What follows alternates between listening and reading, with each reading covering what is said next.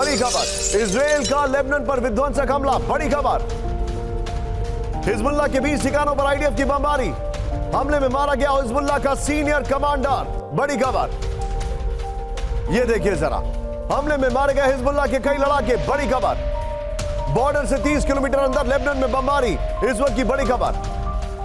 सीधा ये कैंप 4 पर अगली बड़ी खबर, हूती की अब तक की सबसे बड़ी वार्निंग। ब्रेक करिए जरा, यमन से नॉन स्टॉप होते रहेंगे हमले। गाजा में सीजफायर तक हूती का होगा हमला। गाजा के समर्थन में सड़क पर उतरे लाखों लोग। सना समेत कई शहरों में 10 लाख लोगों का प्रदर्शन। एक और बड़ी खबर, सीधा ये बड़ी खबर दिखा रहा हूं, सीधे नेटो को रूस की बहुत बड़ी धमकी। ब्रेक करिए जरा, यूक्रेन के बाद पोलैंड और फिनलैंड पर रूस की नजर। पोलैंड और फिनलैंड पर कब्जे की धमकी। नेटो देशों की राजधानियों पर होगा रूसी कब्जा। पुतिन के करीबी ने खाई कसम। अगली ब्रेकिंग, सीधे आइए कैंप 4 पर, न्यूक्लियर जंग की तैयारी में नॉर्थ कोरिया। ब्रेक करिए, न्यूक्लियर वेपन प्लांट का किम ने किया दौरा। तेजी से न्यूक्लियर वेपन बनाने का दिया निर्देश। होंगसांग 18 आईसीबीएम का किया निरीक्षण। राहुल, चारों ब्रेकिंग, चारों शॉट दिखाइए जरा। यह इस वक्त की बड़ी खबर।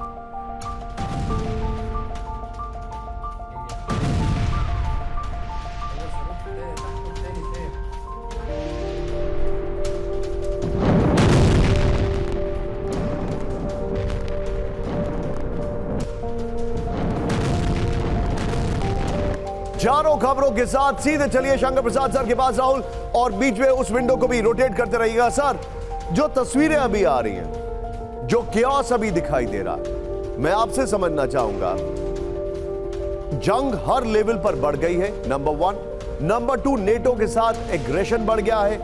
क्या ये सारी चीजें सिर्फ और सिर्फ रिटोरिक्स है या कहानी उससे भी ज्यादा है? कहानी बहुत ज़्यादा है। इसको अगर आप ध्यान से देखें तो let us take one by one. अगर आप सबसे पहले इजराइल और गाज़ा की बात देखें, देखिए हमास ने एक हमला किया 7 अक्टूबर को। उसके बाद आईडीएफ ने, इजराइल ने उसके ऊपर रिटर्न हमला किया। उस समय की बात को मैं ये दोहराना चाहता हूँ और याद दिलाना चाहता हूँ निशान, कि the Israeli forces selected for themselves an M.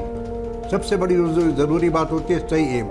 उनका एम था 2 fold। Firstly to completely eliminate Hamas and secondly to release the hostages. अब अगर उनका ये एम था तो आज की तारीख में 8 महीने के बाद ये साबित हो गया इजराइल को, इन्हें पूरे वर्ल्ड को, कि जो उनका एम था वो डिफेक्टिव था। वो डिफेक्टिव इस प्रकार से था क्योंकि Hamas can not be completely destroyed.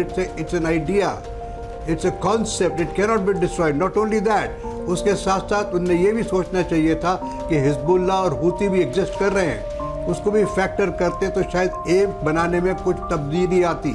तो मैं समझता हूँ कि अभी भी टाइम है एम को रिवाइज करने का।